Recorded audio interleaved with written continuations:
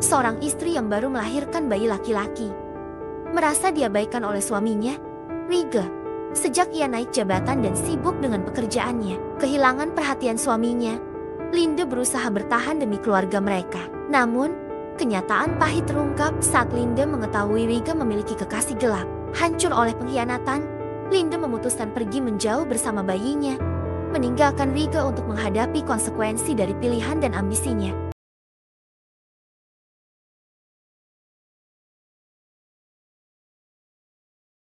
Setelah mendapatkan bukti perselingkuhan Mas Riga, kakiku terasa begitu berat melangkah pulang.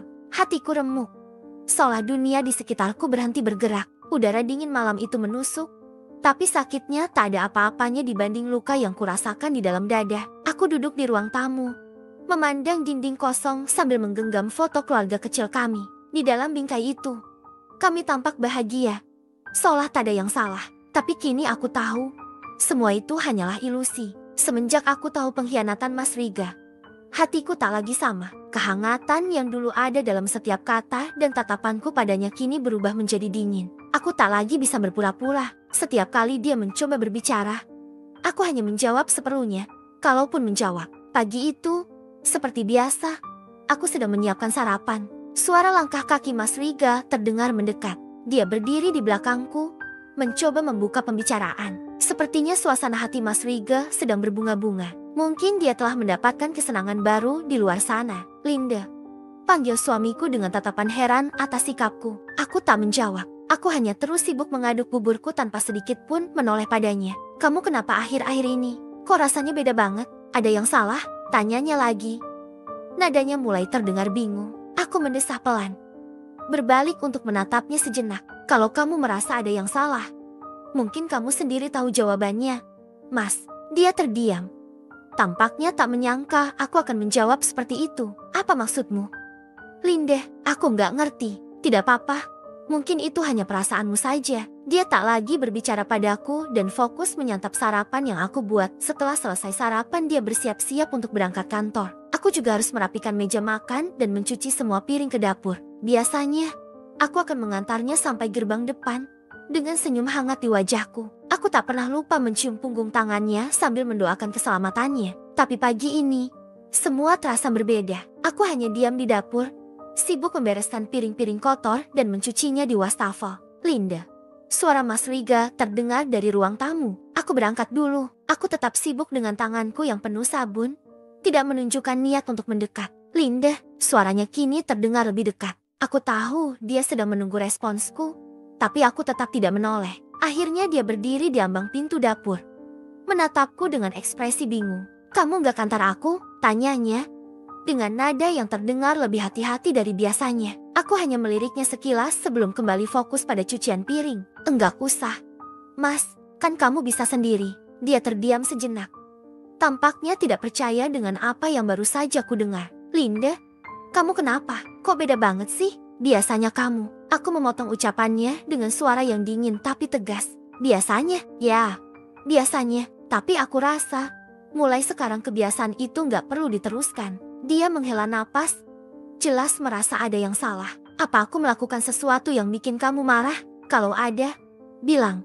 Jangan begini terus. Aku menatapnya dengan pandangan datar. Bilang, untuk apa? Toh, sepertinya kamu sudah cukup pintar menyembunyikan semuanya. Aku cuma belajar untuk tidak terlalu peduli lagi.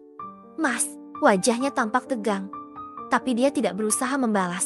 Setelah beberapa detik yang terasa seperti selamanya, dia mengambil tas kerjanya dan berjalan keluar. Dari dapur, aku mendengar suara pintu depan terbuka dan tertutup. Aku tidak mengantar, tidak mencium punggung tangannya, dan tidak mengucapkan doa seperti biasa. Aku tahu dia merasakannya, dan itu cukup bagiku untuk menunjukkan bahwa aku tidak lagi menjadi Linde yang sama seperti dulu. Malam itu, setelah bayi kecilku tertidur, aku duduk sendirian di ruang tamu, memandangi layar ponselku. Bukti yang kupunya tentang perselingkuhan Mas Riga belum cukup kuat. Aku butuh sesuatu yang lebih jelas, sesuatu yang tak terbantahkan. Setelah mempertimbangkan semuanya, aku memutuskan untuk mengambil langkah yang lebih tegas. Aku mencari informasi tentang jasa penyelidikan pribadi. Butuh waktu cukup lama sampai akhirnya aku menemukan seseorang yang terlihat terpercaya. Keesokan harinya, Aku menghubungi nomor itu dan mengatur pertemuan di sebuah kafe kecil, jauh dari tempat yang biasa kukunjungi. Bu Linda, bisa ceritakan lebih detail apa yang ingin Anda cari tahu? Tanya pria parubaya yang memperkenalkan dirinya sebagai Pak Herman, seorang detektif swasta. Aku menghela napas, mencoba mengendalikan emosiku. Saya ingin Anda mengawasi suami saya, Mas Riga. Dia sering pulang terlambat, dan saya punya alasan untuk percaya dia tidak jujur. Tapi saya butuh bukti nyata, foto, atau apapun yang bisa mengungkap kebenaran. Pak Herman mengangguk dengan serius. Baik, Bu, kami akan memulai pengawasan mulai besok. Anda tinggal memberikan detail tentang rutinitas suami Anda, jam kerja, tempat yang sering dikunjungi, dan kendaraan yang digunakan. Aku menyerahkan semua informasi yang diminta, termasuk foto Mas Riga dan mobilnya. Berapa lama waktu yang Anda butuhkan untuk ini? Tanyaku. Tergantung situasinya, Bu. Kalau memang ada sesuatu, biasanya bukti bisa dikumpulkan dalam beberapa hari. Tapi kalau lebih rumit, mungkin akan memakan waktu lebih lama. Aku mengangguk, meskipun ada keraguan dalam hatiku. Namun, aku tahu ini adalah langkah yang harus kuambil. Aku tidak bisa terus terjebak dalam ketidakpastian. Setelah pertemuan itu selesai, aku pulang dengan perasaan campur aduk. Di satu sisi, aku merasa bersalah karena harus menyewa seseorang untuk mengawasi suamiku sendiri. Tapi di sisi lain, aku tahu bahwa aku harus melindungi diriku dan anakku. Jika dia memang bersalah, aku harus tahu kebenarannya. Malam itu, aku tidur dengan pikiran yang tak tenang. Tapi ada sedikit kelegaan. Aku akhirnya mengambil langkah menuju kebenaran, betapapun menyakitkan nantinya. 2 minggu telah berlalu sejak aku menyewa Pak Herman, detektif swasta itu. Selama waktu itu, aku terus berusaha menjalani hariku seperti biasa, meski pikiranku penuh dengan kekhawatiran dan pertanyaan. Akhirnya, pagi itu, Pak Herman menghubungiku dan memintaku bertemu di sebuah kafe untuk membahas hasil pengamatannya. Aku tiba lebih awal di kafe itu, memilih meja di sudut yang jauh dari pandangan orang lain. Tanganku sedikit gemetar saat memegang cangkir kopi. Aku tidak tahu apa yang akan kudengar atau kulihat, tapi aku tahu bahwa ini adalah momen yang akan mengubah segalanya. Tak lama kemudian, Pak Herman datang dengan sebuah map besar di tangannya. Dia duduk di depanku dengan wajah serius.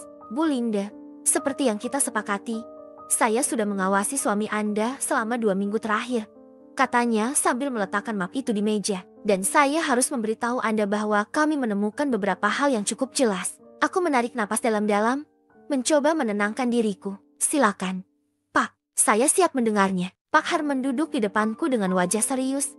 Map besar berisi bukti di tangannya. Sebelum dia membuka mulut, aku sudah bisa merasakan ada sesuatu yang berat yang akan disampaikan. Bu Linda, katanya dengan nada hati-hati, sebelum saya menunjukkan bukti yang saya kumpulkan, saya ingin Anda tahu bahwa ini mungkin akan sangat sulit untuk diterima. Aku menatapnya, berusaha terlihat tegar meskipun hatiku berdebar kencang. Saya sudah siap, Pak. Saya harus tahu kebenarannya. Dia menghela napas, seperti mencari kata-kata yang tepat. Bu, terkadang mengetahui kebenaran bisa sangat menyakitkan. Apalagi jika itu datang dari orang yang paling kita percayai. Saya harap, apapun yang saya tunjukkan nanti, Anda bisa tetap kuat, terutama demi diri Anda dan anak Anda. Aku hanya mengangguk, meski napasku terasa sesak. Tanganku meremas tepi meja untuk menahan gemetar yang mulai terasa. Kalau Anda merasa tidak sanggup melanjutkan atau butuh waktu untuk mencerna semuanya, katakan saja. Saya tidak ingin ini terlalu membebani Anda.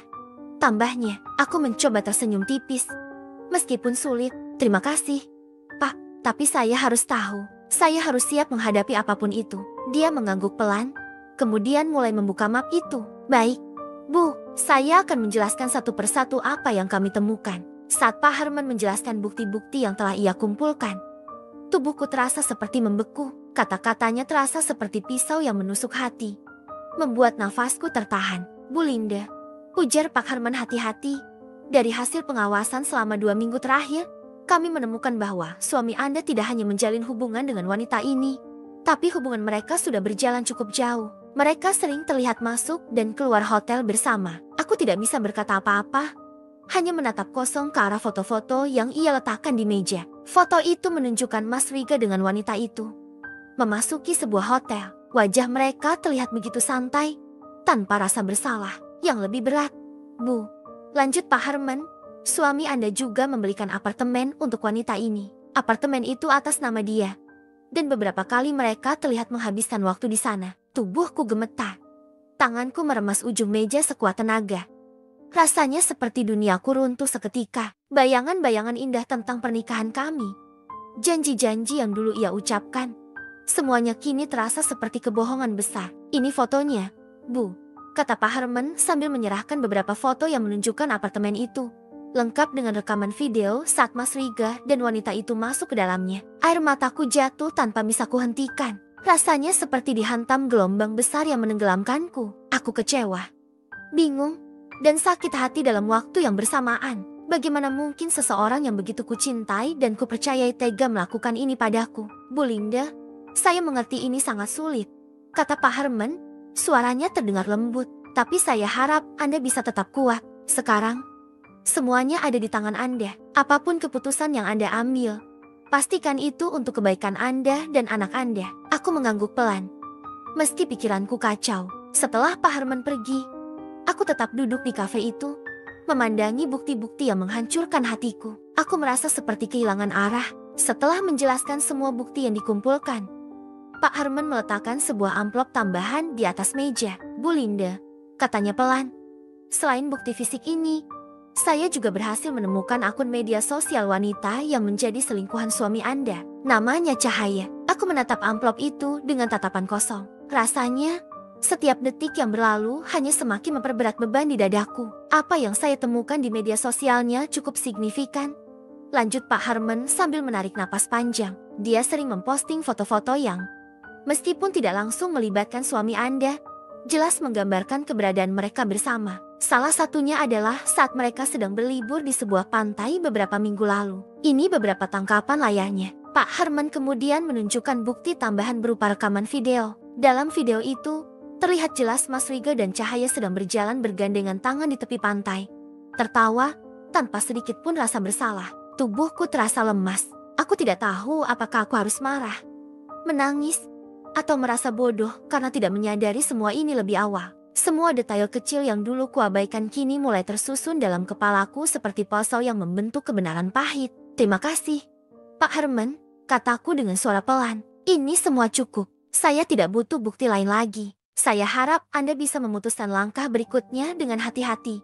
Bu, ujar Pak Herman sebelum berpamitan. Setelah dia pergi, aku duduk sendirian di kafe itu, mencoba memahami semua yang baru saja kudengar dan kulihat. Aku membuka ponselku dan mencari akun media sosial Cahaya. Rasanya seperti menusuk diri sendiri, tapi aku tidak bisa menahan diri untuk melihat lebih jauh. Di sana, aku menemukan lebih banyak foto dan postingan yang mengisyaratkan hubungan mereka. Caption-caption romantis, foto-foto mewah, semuanya membuat hatiku semakin hancur. Setelah semua bukti perselingkuhan Mas Riga terkumpul, aku tahu bahwa tidak ada lagi yang bisa menyelamatkan pernikahan ini. 10 tahun aku menjalani kehidupan bersama dengan dia, membangun keluarga, dan berusaha menjadi istri dan ibu yang baik.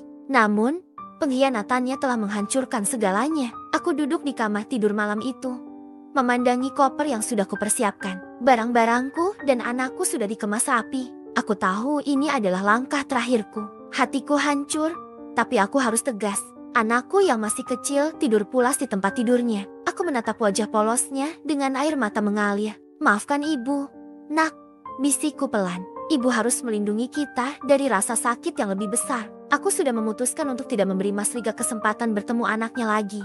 Bagiku, seorang ayah yang tega menghancurkan keluarganya dengan perselingkuhan tidak pantas mendapatkan kepercayaan lagi. Esok paginya, sebelum Mas Riga pulang dari luar kota selama beberapa hari dengan alasan sedang meninjau proyek, aku sudah pergi dari rumah itu. Aku meninggalkan surat singkat di atas meja ruang tamu, tanpa banyak kata. Sebenarnya aku tahu Mas Riga pergi keluar kota bukan untuk meninjau proyek ataupun menjalankan pekerjaan. Tetapi dia pergi ke sebuah tempat di mana ia bisa berduaan dengan wanita selingkuhannya bernama Cahaya. Dari mana aku bisa tahu? Aku mengetahuinya dari postingan selingkuhannya bernama Cahaya, bahwa ia tengah berlibur bersama suamiku di sebuah hotel yang ada di luar kota dan bersenang-senang. Riga, aku sudah tahu semuanya. Perselingkuhanmu telah menghancurkan hatiku, dan aku tidak akan membiarkan diriku terus terluka. Jangan coba mencari kami atau bertemu anakmu. Aku akan mengurus perceraian ini melalui jalur hukum. Jangan hubungi aku lagi, Linda. Dengan surat itu, aku mengakhiri segalanya. Aku pergi ke rumah keluargaku,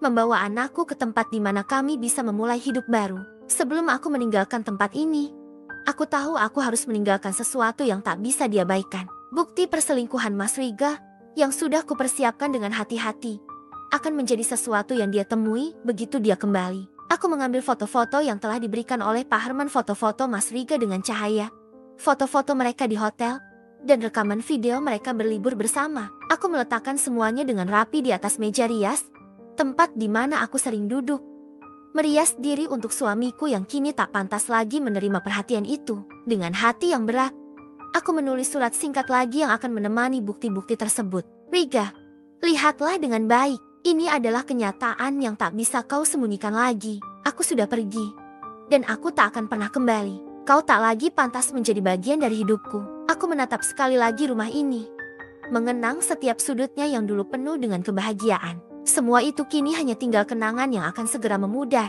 Aku tahu, ketika dia menemukan bukti-bukti ini, dia akan tahu bahwa aku tidak bisa lagi hidup dalam kebohongan. Ketika semuanya sudah siap, aku berpaling dan keluar dari rumah itu tanpa menoleh. Aku hanya berharap bahwa aku akan bisa menemukan kedamaian dan kebahagiaan lagi, meskipun perjalanan ini baru saja dimulai. Meninggalkan rumah itu dan pergi tanpa pesan adalah keputusan terberat yang pernah kuambil. Namun, aku tahu itu adalah langkah yang tepat. Aku harus melangkah maju untuk diriku dan untuk anakku, dan membangun masa depan yang lebih baik tanpa ada pengkhianatan lagi. Selama beberapa hari berikutnya, aku berkonsultasi dengan pengacara untuk mempersiapkan gugatan cerai. Semua bukti yang telah dikumpulkan oleh Pak Herman menjadi kekuatan utamaku di pengadilan nanti. Aku tahu ini tidak akan mudah, tapi aku yakin dengan langkahku. Aku tidak ingin membiarkan diriku terjebak dalam luka ini lebih lama. Anakku pantas mendapatkan kehidupan yang bahagia bersama ibunya yang kuat, dan itulah yang akan kuperjuangkan, meski rasa kecewa dan sakit hati ini takkan hilang dengan cepat. Kini, aku memulai hidup baru, meninggalkan masa lalu yang telah menghancurkanku. Aku tidak lagi menoleh ke belakang, karena aku tahu masa depan yang lebih baik sedang menantiku dan anakku. Sesampainya di rumah orang tuaku, aku langsung merasa sedikit lega. Tempat ini, di tengah keramaian keluarga, memberi sedikit kenyamanan meski perasaan dalam hatiku begitu berat. Begitu aku memasuki rumah, aku disambut oleh ibu dan ayah. Namun kali ini mereka bisa melihat dari sorot mataku bahwa ada sesuatu yang sangat salah. Aku duduk di ruang tamu, dikelilingi oleh orang tuaku, dan tak bisa lagi menahan air mata yang sudah mengalir sejak aku meninggalkan rumah bersama anakku. Ma, Pa, ucapku, suara bergetar. Ada yang harus aku ceritakan tentang pernikahanku dengan Mas Riga. Ibu dan ayah menatapku dengan cemas, sepertinya sudah bisa merasakan bahwa ada yang tidak beres. Aku menghela napas panjang sebelum mulai bercerita. Perlahan namun pasti, aku menceritakan semuanya bagaimana aku menemukan bukti perselingkuhan Mas Riga, tentang wanita bernama Cahaya, tentang foto-foto dan video-video yang mengungkapkan bahwa suamiku telah mengkhianatiku selama berbulan-bulan, bahkan sampai membeli apartemen untuk wanita itu. Aku kemudian menyerahkan bukti-bukti yang telah kutemukan, foto-foto dan surat yang telah aku tinggalkan di rumah. Begitu orang tuaku melihatnya, reaksi mereka sangat berbeda dari yang kubayangkan. Ayahku, yang biasanya tenang dan bijaksana, menatap foto-foto itu dengan tatapan marah yang tak bisa disembunyikan. Anak haram itu, gumamnya, dengan nada marah yang dalam. Begitu tega dia mempermainkan anakku. Kami sudah anggap dia seperti anak sendiri. Ibu, yang selalu lembut dan penuh kasih, terlihat terpukul. Air matanya jatuh, dan dia memelukku erat. Linda, kamu tidak pantas mendapatkan itu. Kami sudah begitu menerima dia sebagai bagian dari keluarga, dan dia malah seperti ini. Mereka berdua merasa sangat kecewa dan terluka, bukan hanya karena pengkhianatan yang dilakukan Mas Riga, tapi juga karena mereka melihat betapa aku terluka. Mereka tahu betul bagaimana aku selalu berusaha menjaga keluarga ini, dan melihatku hancur karena perbuatannya membuat hati mereka remuk. Kami akan mendukungmu, Nak, ujar ayah, suara yang tegas namun penuh kasih. Jika kamu sudah memutuskan untuk berpisah, kami akan selalu ada untukmu. Kami akan pastikan dia tidak bisa lagi menyakiti kamu. Setelah menceritakan semuanya kepada orang tuaku, aku dengan tegas meminta mereka untuk tidak memberitahukan Mas Riga kemana aku pergi. Aku tak ingin melihat wajahnya lagi, aku tak ingin berurusan lagi dengan pengkhianatan itu. Aku merasa sangat marah dan terluka, dan keinginanku hanya satu. Jauh darinya, jauh dari rumah itu, dan jauh dari kenangan yang telah hancur. Tolong jangan beritahu dia kemana aku pergi. Ma, Pa, Ucapku dengan suara serak. Aku tidak mau lagi berurusan dengannya. Aku ingin menghilang untuk sementara. Jauh dari semua ini, ibu dan ayahku mengangguk. Mengerti betul apa yang kurasakan. Mereka tidak ingin aku terjebak dalam situasi yang menyakitkan lebih lama lagi. Setelah beberapa saat berpikir, ayahku yang pertama kali mengusulkan solusi. Kami akan membawamu pergi. Linda, katanya dengan tegas. Kami akan bawa kamu keluar kota, ke rumah kakakmu yang pertama. Kebetulan di sana ada rumah kosong yang tidak pernah ditempati. Itu akan menjadi tempat yang aman untukmu sementara waktu. Aku merasa sedikit lega mendengar itu. Kakak laki-lakiku tinggal cukup jauh, dan Mas Riga tak pernah tahu banyak tentang tempat tinggalnya. Aku tidak perlu khawatir dia akan menemukanku di sana. Setelah beberapa hari mempersiapkan semuanya, aku pergi bersama orang tuaku menuju rumah kakak pertamaku. Rasanya meski penuh kesedihan, aku bisa sedikit bernapas lega karena akhirnya bisa menjauh dari semua kenangan pahit itu. Hari itu, aku terus memantau media sosial milik Cahaya. Di foto itu, mereka berdua sedang berpose bahagia di luar kota entah di mana tepatnya. Tapi yang jelas mereka terlihat sangat dekat. Senyum mereka, begitu alami dan penuh kebahagiaan, membuat hatiku kembali teriris. Namun yang lebih menyakitkan, di tengah semua kebahagiaan itu, Mas Riga tak sekalipun menghubungiku. Tak ada pesan untuk menanyakan kabar anaknya. Tak ada kata-kata yang menanyakan bagaimana keadaan kami. Dia seolah-olah benar-benar melupakan kami. Meskipun selama 10 tahun aku selalu menjadi bagian dari hidupnya, mendampinginya melalui setiap kesulitan, dan melahirkan anak yang ia nantikan. Aku menatap layar ponsel dengan perasaan campur aduk kecewa, marah, dan sangat terluka. Ini yang kau pilih, Riga, gumamku pelan. Setelah semua yang kita bangun bersama, kau malah memilih hidup dengan wanita ini dan melupakan kami begitu saja. Sudah beberapa waktu sejak aku meninggalkan rumah itu. Namun sepertinya Mas Riga masih belum menyadari bahwa aku benar-benar pergi. Selama beberapa minggu terakhir, aku tidak menerima pesan atau telepon darinya. Bahkan setelah aku tahu dia masih di luar kota bersama Cahaya, tidak ada satupun pesan yang menanyakan kabar anaknya, atau bahkan sekadar ingin tahu bagaimana kami. Hari itu, saat aku sedang beristirahat di rumah kakakku, ponselku berbunyi. Terdengar deretan pesan masuk yang tak berhenti berdentang. Aku tahu siapa yang mengirimnya sebelum membuka layar ponselku. Mas Riga, dengan hati yang sedikit kecut, aku membuka pesan-pesan itu. Mas Riga mengirimkan puluhan pesan, penuh dengan kata-kata permohonan maaf dan penyesalan. Linda, aku sangat terkejut. Aku tidak tahu apa yang terjadi. Aku baru tahu kalau kamu tahu semua tentang Cahaya.